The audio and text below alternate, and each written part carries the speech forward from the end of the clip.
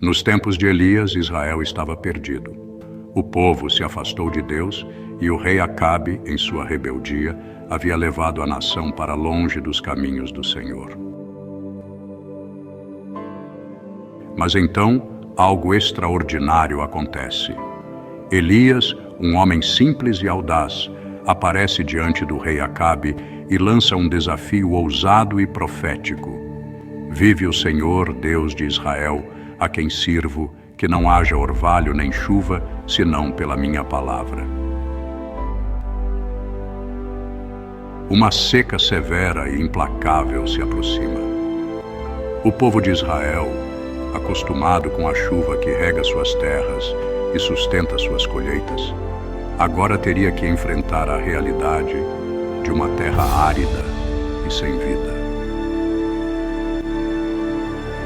E essa seca, por incrível que pareça, não seria um acidente natural. Ela seria um julgamento direto de Deus, para chamar a atenção do povo de volta a Ele. Elias, obedecendo à ordem de Deus, vai para o ribeiro de Querite, onde seria alimentado por corvos que traziam comida. Imagine só, corvos, aves impuras na tradição judaica, fazendo a tarefa de levar alimento a um homem de Deus. A provisão de Deus vai além do que imaginamos. Mas o ribeiro seca. E o que Elias faz? A missão de Deus continua.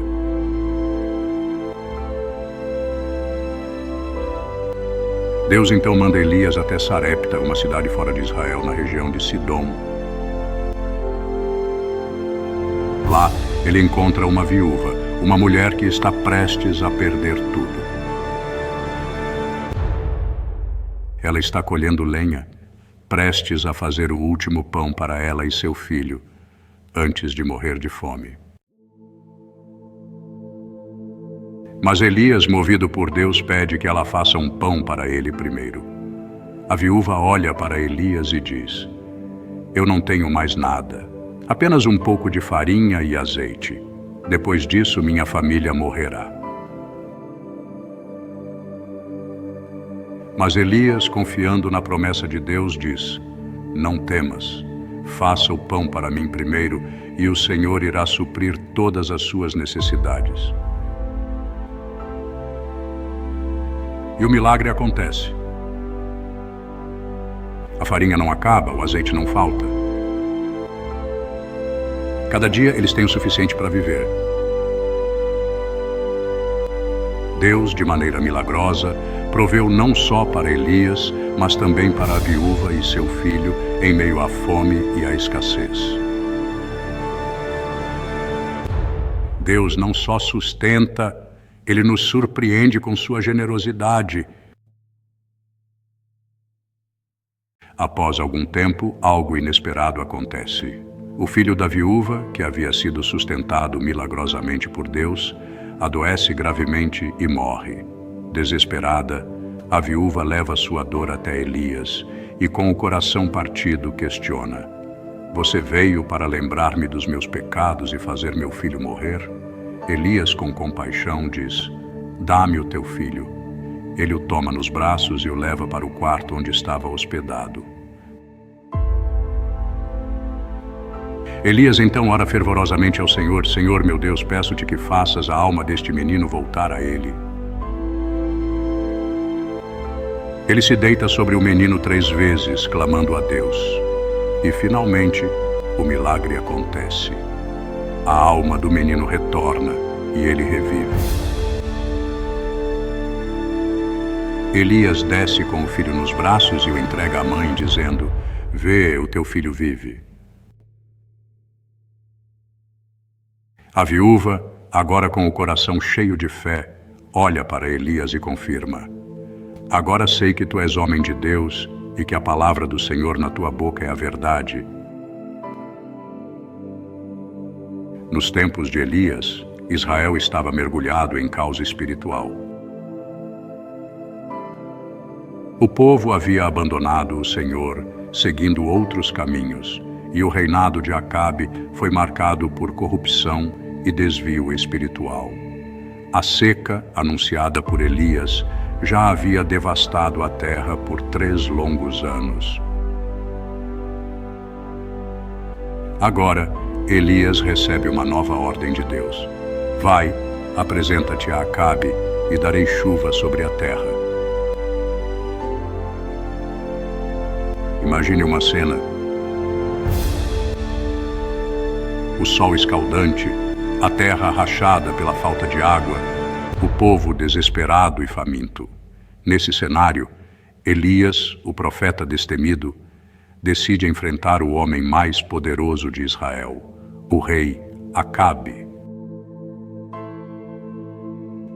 No caminho, Elias encontra Obadias, um servo fiel de Deus, que secretamente havia protegido 100 profetas do Senhor, escondendo-os em cavernas.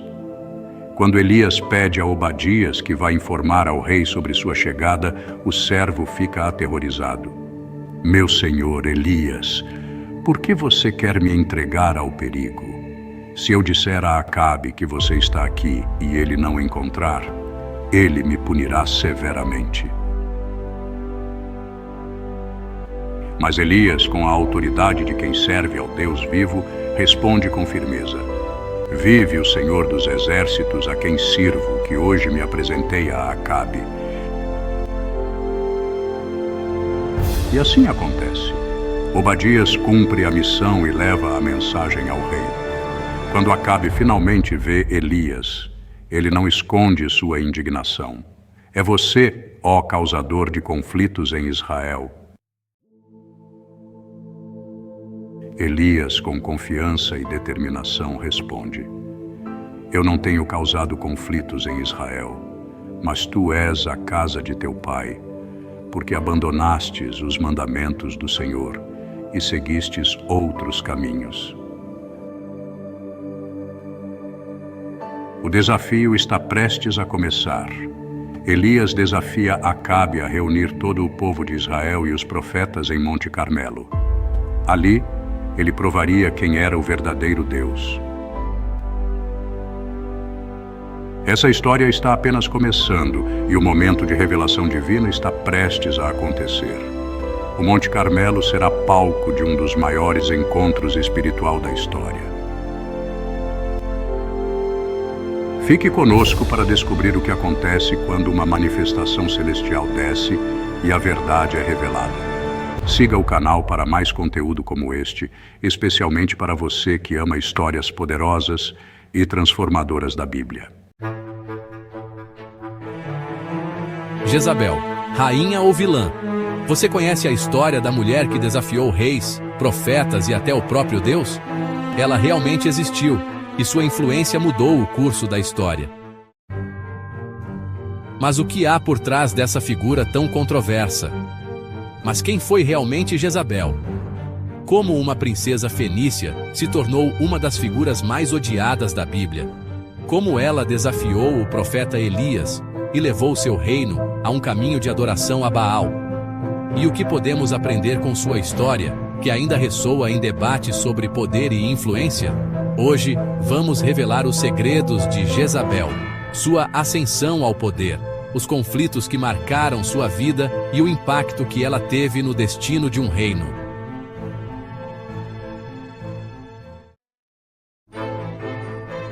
Prepare-se para uma jornada fascinante pelos tempos antigos, onde mistério, poder e fé se encontram. Você está pronto para descobrir a verdade por trás dessa figura enigmática?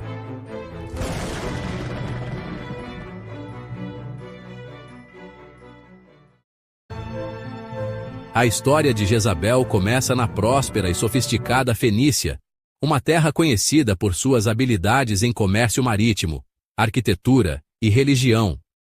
Jezabel nasceu como princesa em um mundo de riqueza e influência, filha do rei Etbaal, governante de Tiro.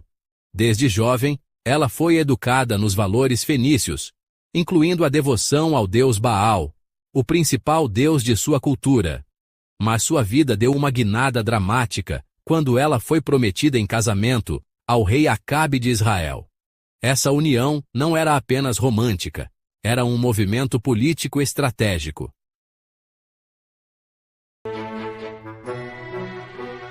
Israel e Fenícia buscavam fortalecer suas alianças contra inimigos comuns, e Jezabel era a ponte entre esses dois mundos tão distintos. Quando Jezabel chegou a Israel, ela trouxe consigo mais do que riqueza e cultura. Ela trouxe também suas crenças, incluindo a adoração ao deus Baal.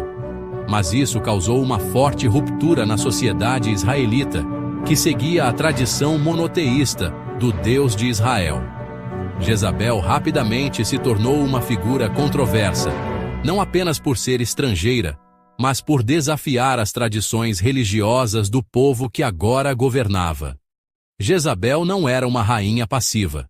Pelo contrário, ela assumiu um papel ativo na política e na religião, usando sua posição para construir templos para Baal e Azerá em Israel.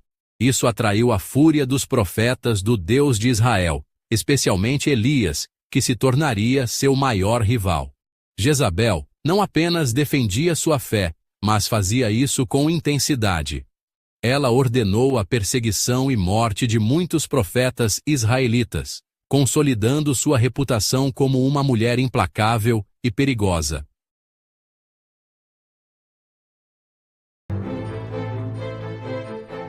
O conflito entre Jezabel e o profeta Elias é um dos episódios mais dramáticos da Bíblia. Elias desafiou diretamente os sacerdotes de Baal em um evento que ficou conhecido como o Desafio do Monte Carmelo. Nesse confronto, Elias propôs uma competição para provar qual Deus era verdadeiro, Baal ou o Deus de Israel. Os sacerdotes de Baal clamaram durante horas, pedindo que o fogo descesse do céu, mas nada aconteceu.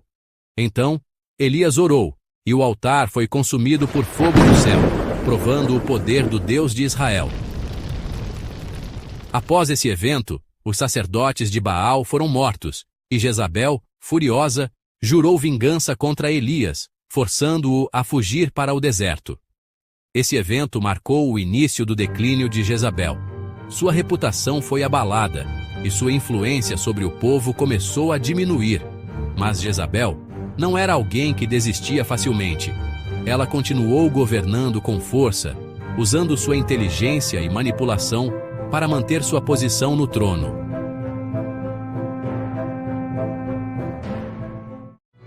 Outro episódio que reforça a fama de Jezabel como uma rainha cruel e calculista é o caso de Nabote. A história, narrada na Bíblia, conta como o rei Acabe desejava a vinha de Nabote, mas o agricultor recusou vendê-la, pois era herança de sua família. Jezabel, ao ver a frustração de seu marido, tomou o controle da situação. Ela tramou uma conspiração, falsificando acusações contra Nabote, que foi condenado à morte. Após sua execução, Acabe tomou posse da vinha. Esse episódio é frequentemente citado como um exemplo da corrupção e do abuso de poder de Jezabel, que não hesitava em usar métodos sombrios para alcançar seus objetivos. Mas todo esse poder tinha um preço. Após a morte de Acabe, Jezabel perdeu grande parte de sua influência. Quando Jeú, um comandante militar, foi ungido como rei de Israel, ele se voltou contra Jezabel, decidido a acabar com sua dinastia. O fim de Jezabel foi tão dramático quanto sua vida.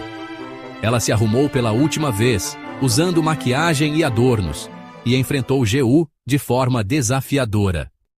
Mas sua tentativa de intimidar ou seduzir o novo rei foi em vão. Ela foi jogada de uma janela por seus próprios servos, e como profetizado por Elias, seu corpo foi devorado por cães, restando apenas seu crânio, mãos e pés. Mesmo após sua morte, o nome de Jezabel continua a ecoar na história. Durante séculos, ela foi vista como um símbolo de corrupção, manipulação e idolatria. Mas nos tempos modernos, sua história ganhou novas interpretações. Alguns estudiosos a veem como uma mulher forte e independente, que desafiou as normas de uma sociedade patriarcal. A história de Jezabel levanta questões importantes sobre poder, gênero e religião. Será que ela foi injustamente demonizada por ser uma mulher poderosa? Ou suas ações realmente justificam sua reputação como uma das vilãs mais infames da Bíblia? Jezabel nos ensina lições importantes sobre os perigos do poder descontrolado, mas também nos força a refletir sobre como as narrativas históricas moldam a percepção das figuras femininas. Ela era uma mulher de força e ambição incomuns para sua época, mas também uma figura que cruzou limites morais e espirituais. Enquanto muitos a veem apenas como vilã, outros argumentam que sua história é um reflexo das complexidades humanas, uma mistura de virtudes e falhas. Jezabel continua a nos fascinar porque sua história é, acima de tudo, profundamente humana. Obrigado por assistir. Jezabel é apenas uma das muitas figuras fascinantes da Bíblia que nos convidam a explorar o passado e entender melhor o presente. O que você acha? Jezabel foi uma vilã ou uma mulher mal compreendida? Deixe sua opinião nos comentários. E não se esqueça, curta este vídeo, inscreva-se no canal e ative o sininho para mais histórias intrigantes da Bíblia e da história antiga. Até a próxima!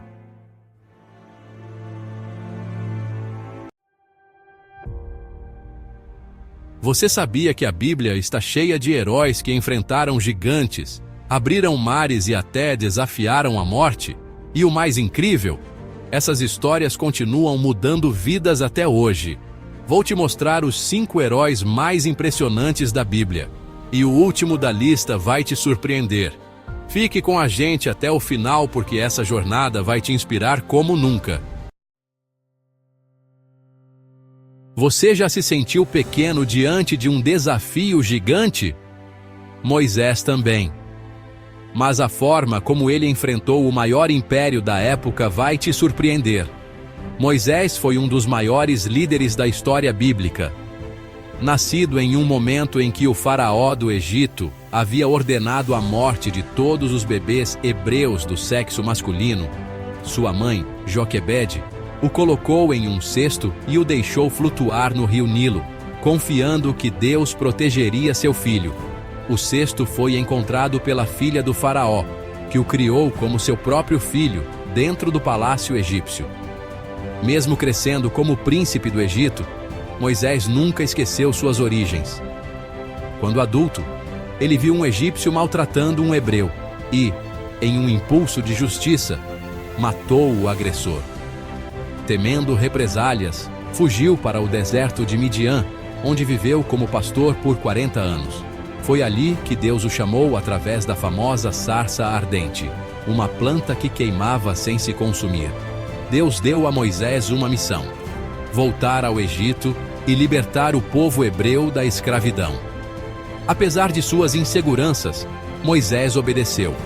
Confrontou o faraó repetidamente, trazendo as 10 pragas que devastaram o Egito, até que o faraó finalmente permitiu que o povo de Israel partisse. No entanto, ao serem perseguidos pelo exército egípcio, Moisés, confiando em Deus, ergueu seu cajado e o Mar Vermelho se abriu, permitindo que os israelitas atravessassem em terra seca. Esse evento marcou o início de uma jornada de 40 anos pelo deserto, onde Moisés recebeu os 10 mandamentos e liderou o povo até a terra prometida. Mas sabe o que mais? Moisés não era um grande orador. Ele duvidou de si mesmo, mas Deus o escolheu mesmo assim.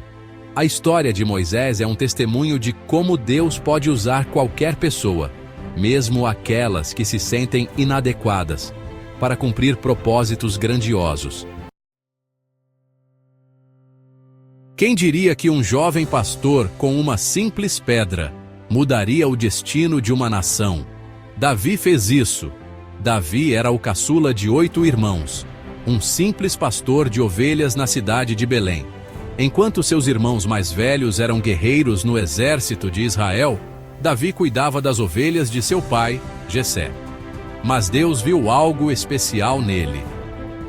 Quando o profeta Samuel foi instruído a ungir um novo rei para Israel, passando por todos os irmãos de Davi, nenhum foi escolhido. Foi só quando Davi foi chamado do campo que Deus disse: "É esse". O evento mais icônico da vida de Davi foi sua batalha contra Golias, um gigante filisteu de mais de 3 metros de altura que desafiava o exército de Israel. Armado apenas com uma funda e 5 pedras, Davi declarou: "Você vem contra mim com espada, lança e dardo, mas eu vou contra você em nome do Senhor dos Exércitos."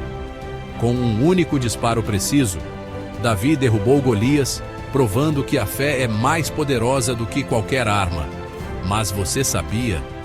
Davi não apenas derrotou Golias, ele cortou a cabeça do gigante e a carregou como troféu. Esse detalhe mostra o quanto sua vitória foi completa e decisiva. Mas a história de Davi não termina com essa vitória. Ele se tornou um grande guerreiro, conquistando o respeito do povo, mas também enfrentou muitos desafios. Foi perseguido pelo ciumento rei Saul, viveu como fugitivo em cavernas e enfrentou suas próprias falhas morais, como o caso com Batseba. Apesar de seus erros, Davi sempre demonstrou um coração arrependido e uma fé sincera em Deus, o que lhe rendeu o título de Homem segundo o Coração de Deus.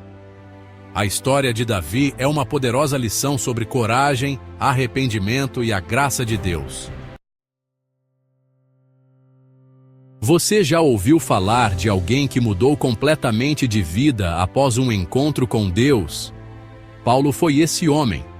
Antes de se tornar o apóstolo Paulo, ele era conhecido como Saulo de Tarso, um fervoroso fariseu que perseguia os cristãos com grande zelo. Ele acreditava que estava defendendo a fé judaica ao prender e aprovar a execução de seguidores de Jesus. Mas tudo mudou em uma viagem para Damasco, onde pretendia prender mais cristãos. No caminho, uma luz brilhante o cegou e ele ouviu a voz de Jesus dizendo: "Saulo, Saulo, por que você me persegue?" Esse encontro transformou completamente sua vida. Saulo recuperou a visão dias depois. Foi batizado e passou a ser conhecido como Paulo, tornando-se um dos maiores missionários da história cristã. Paulo viajou extensivamente pelo Império Romano, pregando o Evangelho, fundando igrejas e encorajando os crentes.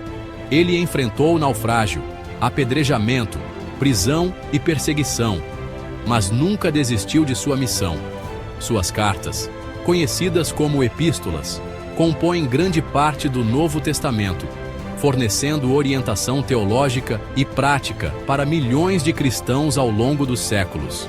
A vida de Paulo é uma prova de que ninguém está além do alcance da graça de Deus e que uma transformação verdadeira pode levar a uma vida de propósito e impacto eterno. Já foi chamado de louco por acreditar em algo que ninguém mais via? Noé viveu isso todos os dias. Noé viveu em uma época em que a corrupção e a maldade dominavam a terra. Deus, entristecido com a degradação da humanidade, decidiu purificar o mundo com um grande dilúvio. No entanto, Noé era um homem justo e encontrou favor aos olhos de Deus. Deus o instruiu a construir uma arca gigantesca para salvar sua família e um casal de cada espécie de animal. Imagine a fé e a perseverança necessárias para construir uma arca desse tamanho em terra seca, sob o ridículo e escárnio de seus vizinhos. Noé trabalhou por décadas, confiando na palavra de Deus, mesmo quando tudo ao seu redor parecia contradizer essa promessa. Quando o dilúvio finalmente veio, Noé e sua família foram salvos, e a arca flutuou sobre as águas que cobriram toda a terra. Após o dilúvio, Deus fez uma aliança com Noé, simbolizada pelo arco-íris, prometendo nunca mais destruir a terra com um dilúvio. A história de Noé é um poderoso testemunho de obediência, fé e a importância de confiar em Deus, mesmo quando todos ao redor duvidam. Você está preparado para conhecer o maior ato de amor que o mundo já viu? Jesus não foi apenas um mestre ou um milagreiro. Ele é o Filho de Deus, enviado ao mundo para redimir a humanidade do pecado. Nascido de forma humilde em Belém, Jesus viveu uma vida de perfeição moral, realizando milagres que demonstravam o poder e o amor de Deus. Ele curou doentes, deu vista aos cegos, fez paralíticos andarem e até ressuscitou mortos. Mas o maior ato de Jesus foi seu sacrifício na cruz. Inocente de qualquer pecado, ele tomou sobre si os pecados da humanidade e morreu para que todos tivessem a chance de ter uma relação restaurada com Deus. 3 dias depois, Jesus ressuscitou, vencendo a morte e oferecendo a vida eterna a todos que creem nele. A história de Jesus é o centro da fé cristã e o maior exemplo de amor e redenção. Sua vida, morte e ressurreição mudaram o curso da história e continuam a transformar vidas até hoje. Esses heróis enfrentaram desafios gigantescos, mas sabe o que todos eles têm em comum? A fé inabalável. E a mesma fé que guiou Moisés, Davi, Paulo, Noé e Jesus está disponível para mim e para você hoje. Qual desses heróis te inspira a viver com mais fé, coragem e determinação? Faltou algum herói da Bíblia que você gostaria de ver aqui? Comente abaixo. Quem você gostaria de ver aqui na parte 2? Compartilhe suas reflexões nos comentários. Inscreva-se no canal para acompanhar mais conteúdos como esse e continue explorando a história, os ensinamentos e a influência duradoura desses heróis bíblicos. Samuel, um dos maiores líderes do povo israelita, teve uma vida marcada por desafios, fé e dedicação. Ele foi o último e mais importante dos juízes, além de ser o primeiro representante da escola profética de Israel. Samuel é uma das figuras mais notáveis da Bíblia, sendo considerado, nos tempos do Antigo Testamento, uma das pessoas mais proeminentes, ao lado de Moisés.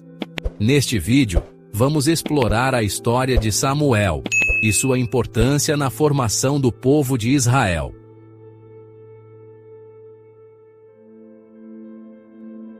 Embora o significado exato do nome Samuel seja debatido, a maioria dos estudiosos sugere algumas alternativas, como ouvido por Deus, aquele que provém de Deus, prometido dado por Deus e até mesmo nome de Deus. A vocalização do nome em hebraico tende a favorecer o significado ouvido por Deus, mas essa interpretação ainda não é conclusiva.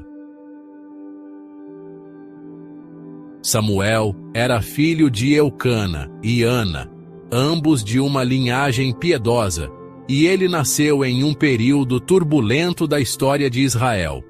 Sua mãe, Ana, havia sido estéril por muito tempo, o que a fez sofrer com as provocações de Penina, a outra esposa de Eucana.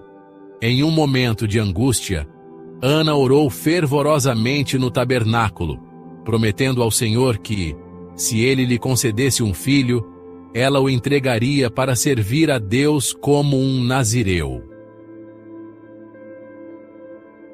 Deus atendeu à oração de Ana e Samuel nasceu. Desde muito jovem, Samuel foi levado ao tabernáculo, onde começou a servir sob os cuidados do sumo sacerdote Eli. Ele já usava vestes sacerdotais e, em sua juventude, teve uma experiência marcante com Deus. Uma revelação divina que indicava a destruição da casa de Eli devido à sua corrupção. Mesmo jovem, Samuel foi comissionado por Deus como profeta, e sua autoridade foi reconhecida por todo o povo de Israel. Samuel desempenhou um papel crucial na restauração espiritual de Israel. Durante um período de declínio espiritual e ameaças constantes dos filisteus, Samuel convocou o povo ao arrependimento e à verdadeira adoração. Ele aboliu a idolatria e conduziu Israel a uma vitória decisiva contra os filisteus, erguendo um memorial chamado Ebenezer, que significa "Até aqui nos ajudou o Senhor". Além de seu papel como profeta, Samuel também foi um líder que julgou Israel. Ele estabeleceu um circuito pelas cidades próximas para garantir que o povo fosse bem orientado. No entanto, seus filhos não seguiram o exemplo de justiça de Samuel. Eles se corromperam, aceitando subornos e pervertendo os julgamentos. Diante disso, o povo de Israel, sem ver um sucessor adequado para Samuel, pediu por um rei. Deus, embora relutante, permitiu que Samuel ungisse Saul como o primeiro rei de Israel. Saul era um homem corajoso, de boa aparência e com dons naturais de liderança. Contudo, ao longo do tempo, ele demonstrou falhas graves em sua obediência a Deus, incluindo a violação de preceitos sagrados e a desobediência direta às ordens divinas. Como resultado, Samuel anunciou que Saul havia sido rejeitado por Deus como rei de Israel. Após a rejeição de Saul como rei devido à sua desobediência, Deus instruiu Samuel a ungir um novo líder para Israel, um rei segundo o coração de Deus. Apesar de temer represálias de Saul, Samuel foi encorajado por Deus a ir até a casa de Jessé, em Belém, levando o óleo da unção. Na casa de Jessé, Samuel avaliou os filhos mais velhos, homens fortes e impressionantes. Mas Deus rejeitou todos, afirmando que ele olha para o coração, não para a aparência. Por fim, Davi, o filho mais jovem, foi chamado. Um pastor jovem e de aspecto saudável, Davi foi apontado por Deus como o escolhido. Samuel derramou óleo sobre ele, ungindo-o como futuro rei de Israel, e o Espírito do Senhor veio sobre Davi daquele dia em diante. A unção de Davi foi mais do que um ato simbólico. Foi uma afirmação da autoridade de Samuel e sua obediência a Deus. Este evento marcou não apenas uma transição política, mas também espiritual, preparando Davi para liderar Israel com justiça e aliança com Deus. Foi o último grande ato de Samuel, consolidando seu papel como elo entre Deus e o povo. Mesmo em seus últimos anos, Samuel permaneceu um exemplo de obediência e fidelidade aos propósitos divinos. Samuel morreu e foi sepultado em Ramá, e o lamento do povo evidenciou o respeito e a reverência que ele conquistou ao longo de sua vida. Sua morte foi lamentada, e sua reputação permaneceu intacta até o fim. A última menção de Samuel na Bíblia ocorre quando Saul, já rejeitado por Deus, tenta consultar o espírito de Samuel através de uma feiticeira em Endor, mas sem sucesso.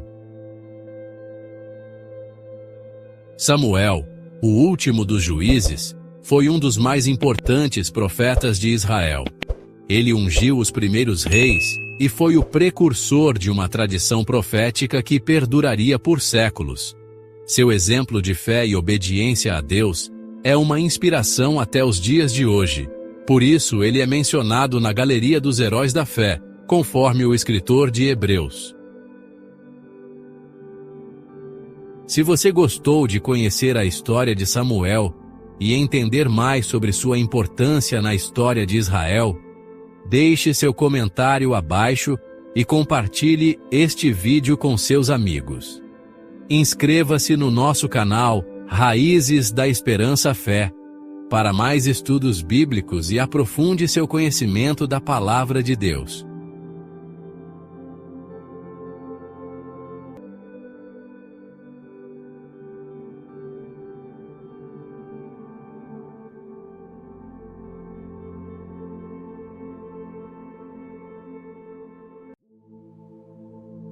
Ele enfrentou um leão com as próprias mãos. Derrotou exércitos inteiros, completamente sozinho. Mas foi traído pela pessoa em quem mais confiava. Preso, humilhado, Sansão perdeu tudo. E ainda assim, em sua fraqueza, ele encontrou força. Esta é a história de Sansão. Um homem escolhido por Deus, que sacrificou tudo por sua fé e redenção. Você conhece o final, mas está preparado para descobrir o que realmente aconteceu? Prepare-se para conhecer a verdadeira essência de Sansão e o impacto de sua história até hoje.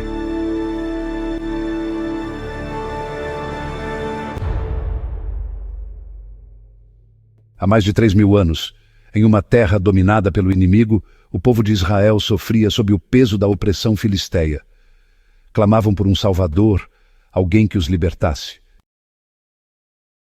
Em Zorá, uma pequena vila esquecida, uma mulher estéril recebe uma visita celestial.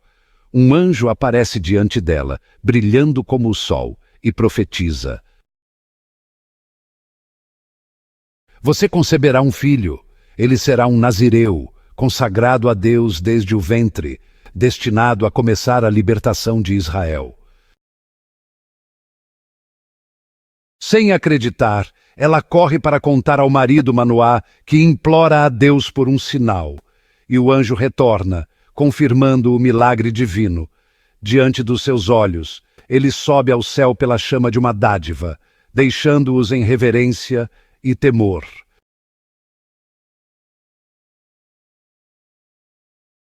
Meses depois, o menino nasce. Chamam-no de Sansão, como o sol. Desde jovem, o Espírito de Deus o transforma, preparando-o para o destino grandioso que o aguarda.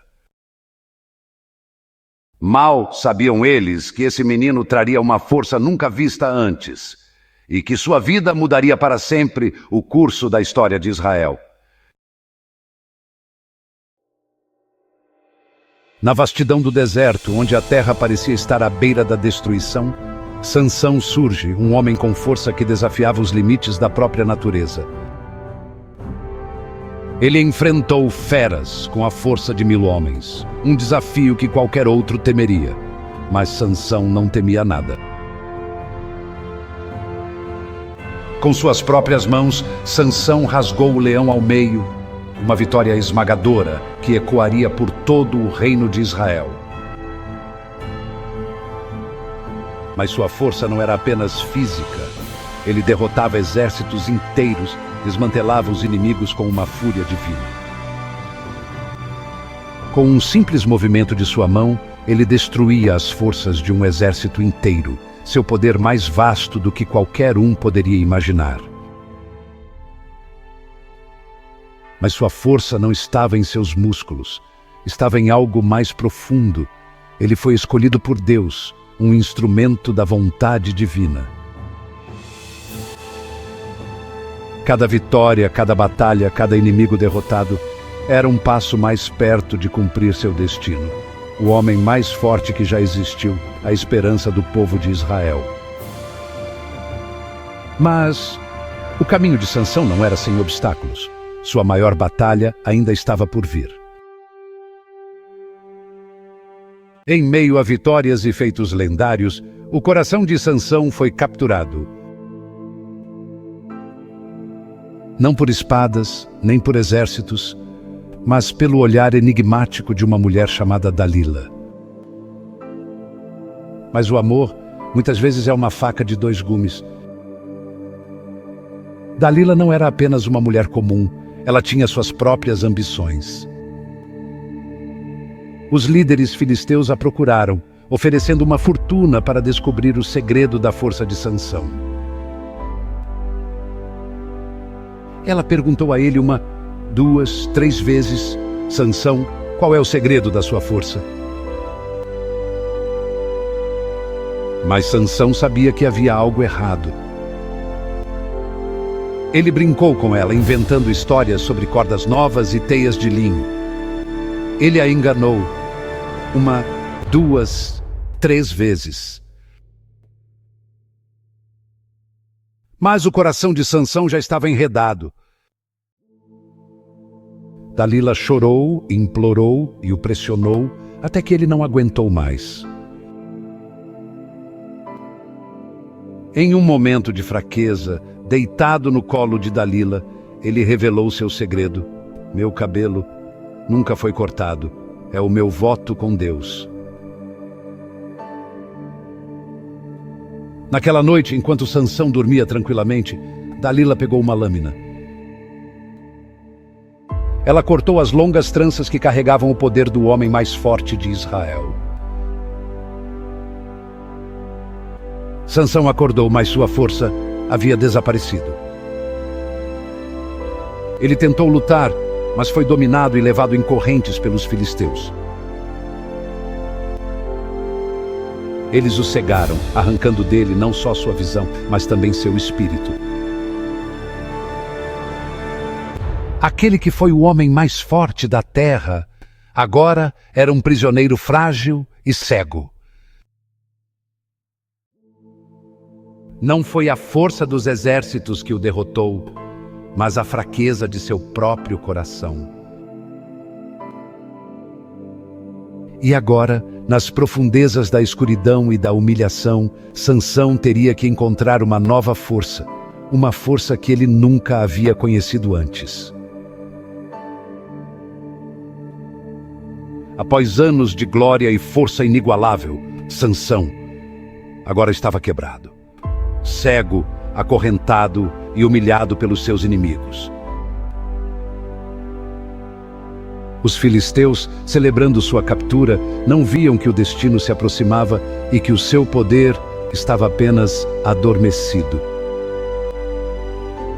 No escuro de sua cela, Sansão refletia sobre seus erros. Ele havia perdido a sua força, mas sua fé não estava derrotada. Os filisteus o trouxeram ao templo de Dagon, seu deus, para zombar e humilhar o homem que antes era temido por todos. Com o coração pesado e os olhos vazios, Sansão foi guiado por um jovem servo até as colunas centrais do templo. Sentiu o peso das pedras, a solidez dos pilares. Ele sabia que aquele era o seu momento final. Sentindo o cabelo agora crescendo de novo, ele percebeu que sua força, vinda de Deus, estava retornando. Ele ergueu seu rosto para o céu, ainda que seus olhos não pudessem ver, e em um sussurro clamou: Senhor Deus, lembra-te de mim, dá-me forças, só mais uma vez, para que eu possa vingar-me dos filisteus que me cegaram. Com um rugido de dor e determinação, Sansão empurrou as colunas. Seus músculos enfraquecidos agora pulsavam com uma força divina. Ele sentiu as pedras tremerem. A estrutura do templo começou a ceder.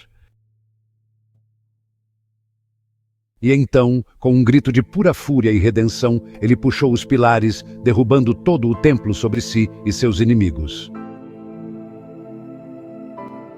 Sons de pedras caindo, gritos de desespero e o estrondo do templo desmoronando. Naquele momento final, Sansão fez mais para libertar seu povo do que em toda a sua vida. Seu sacrifício foi sua redenção. O templo caiu, sepultando milhares de filisteus, e ali, no meio dos escombros, estava o homem que foi escolhido desde o ventre para ser o libertador de Israel. Sansão encontrou seu fim, mas também encontrou redenção. Ele provou numa última vez que o verdadeiro poder não estava nos seus músculos, mas em sua fé. E assim, o nome de Sansão foi gravado para sempre na história, como o homem que, em seu último ato, deu sua vida para salvar o seu povo.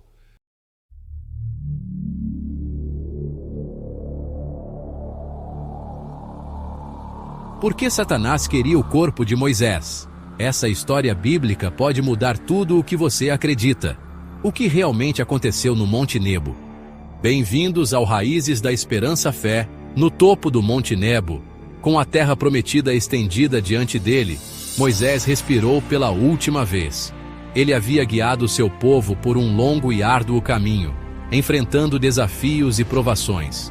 Após 40 anos liderando os israelitas pelo deserto, enfrentando fome, sede e batalhas, ele não entraria na terra prometida, um destino que parecia cruel para um líder tão dedicado. Deus disse a Moisés: "Esta é a terra que prometi a Abraão, Isaque e Jacó. Você a verá com seus próprios olhos, mostrarei a você, mas você não entrará nela." Deuteronômio 32, 52. Essas palavras ecoaram profundamente no coração de Moisés.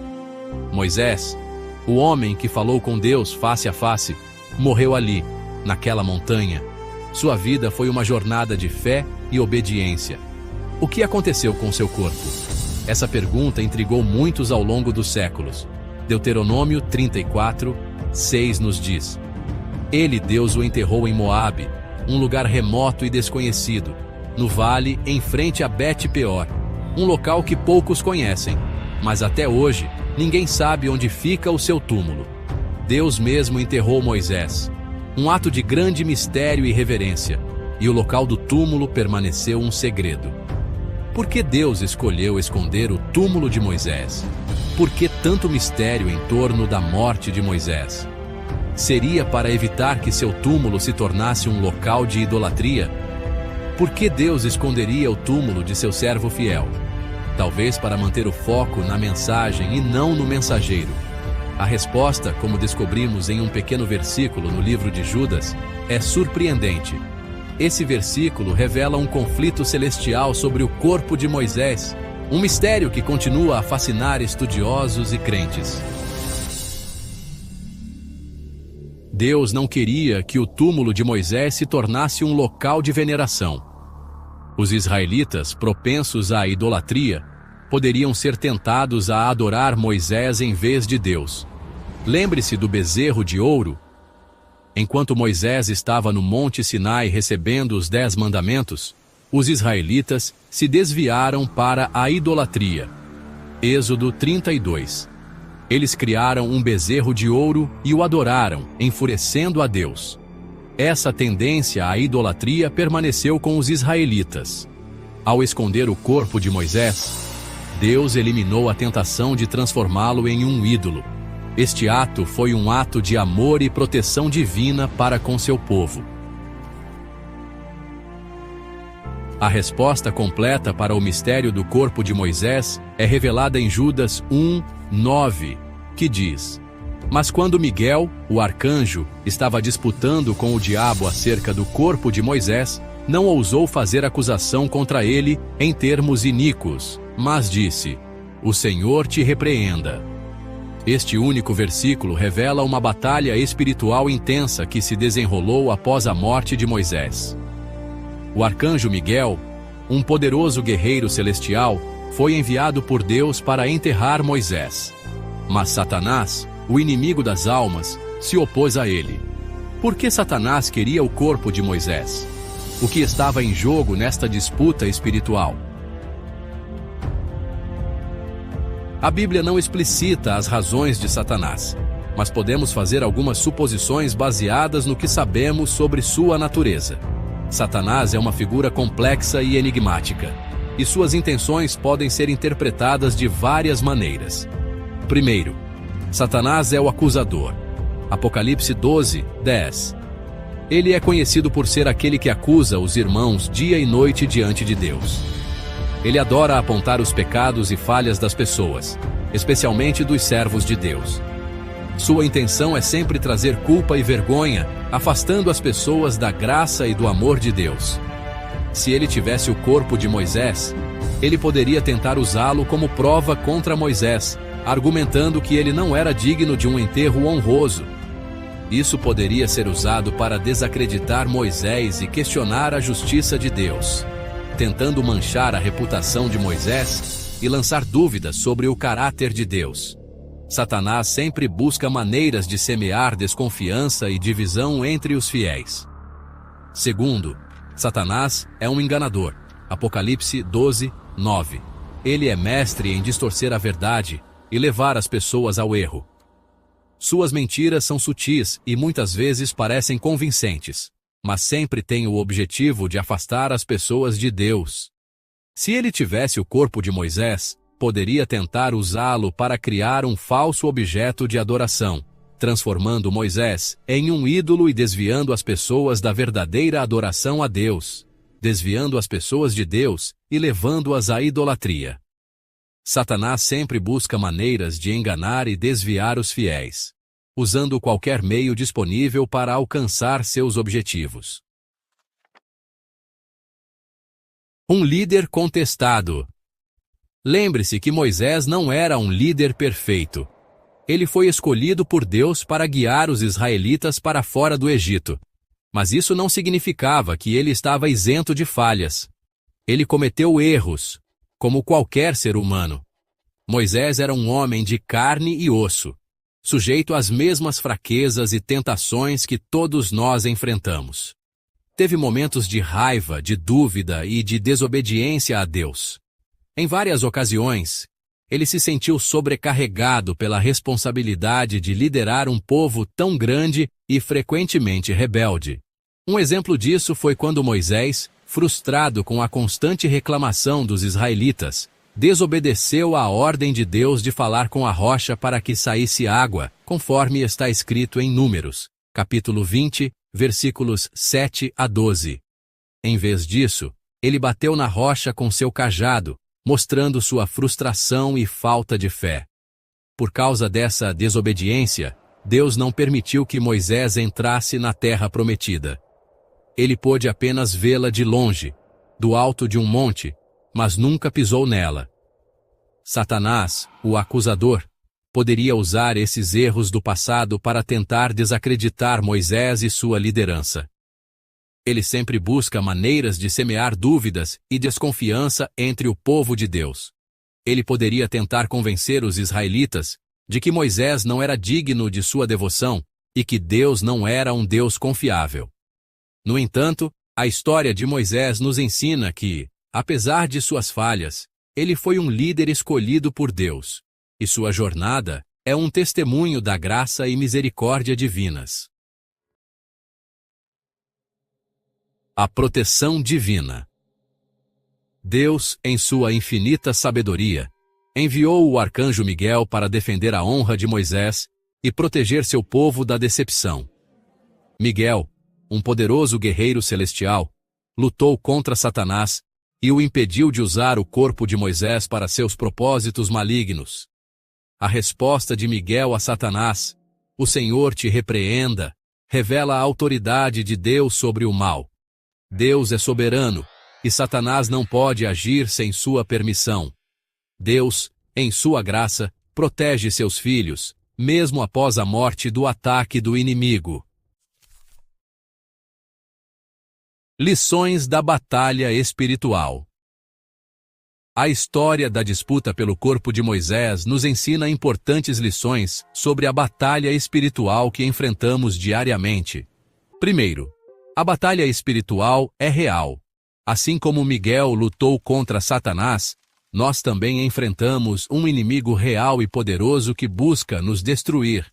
Satanás não é um mito, mas uma realidade. A lição para nós é clara.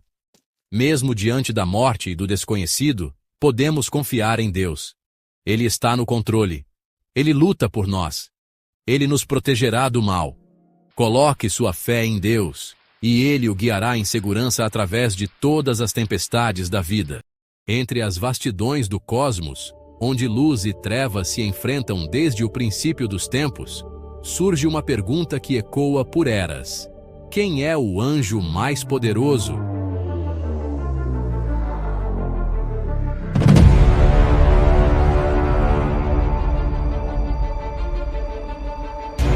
Seria Miguel, o guerreiro celestial que liderou as hostes do céu contra a rebelião? Ou Lúcifer, o portador da luz, cuja ambição o levou a desafiar o próprio Criador. Esta é a história de uma guerra épica.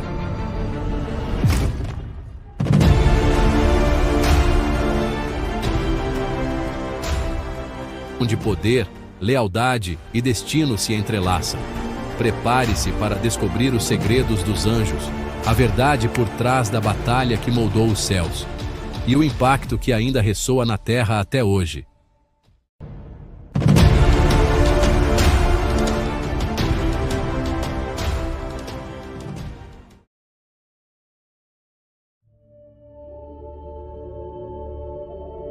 Você sabia que existem anjos com poderes e missões específicas?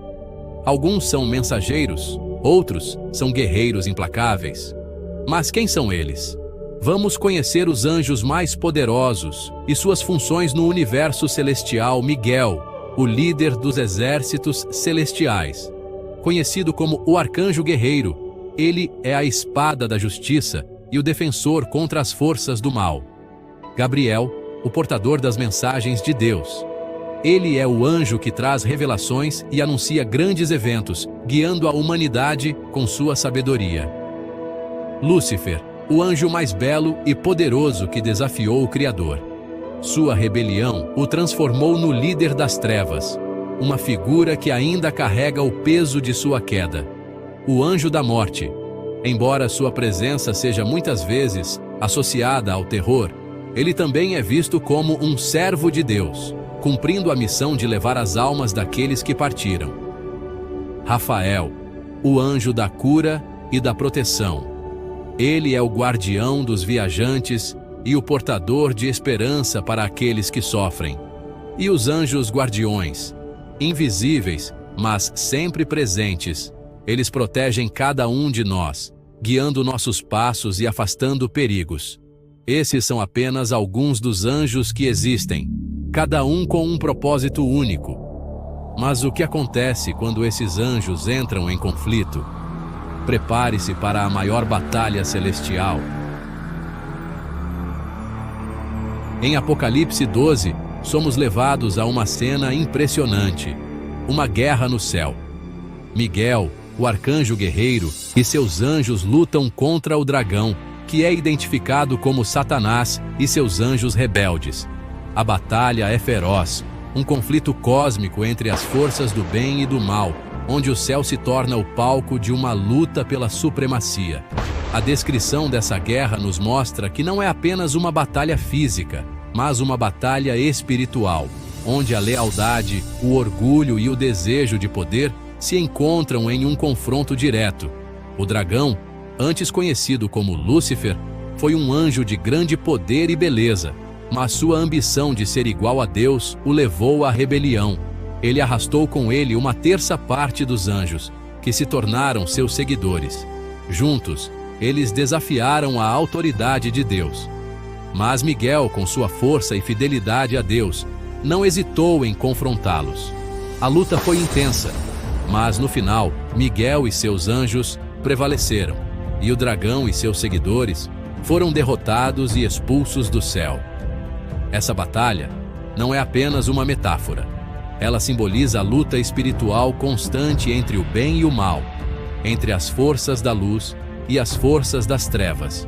O céu, que era um lugar de paz e harmonia, se tornou o cenário de um conflito cósmico. E a vitória de Miguel é uma vitória não apenas para os anjos, mas para toda a criação.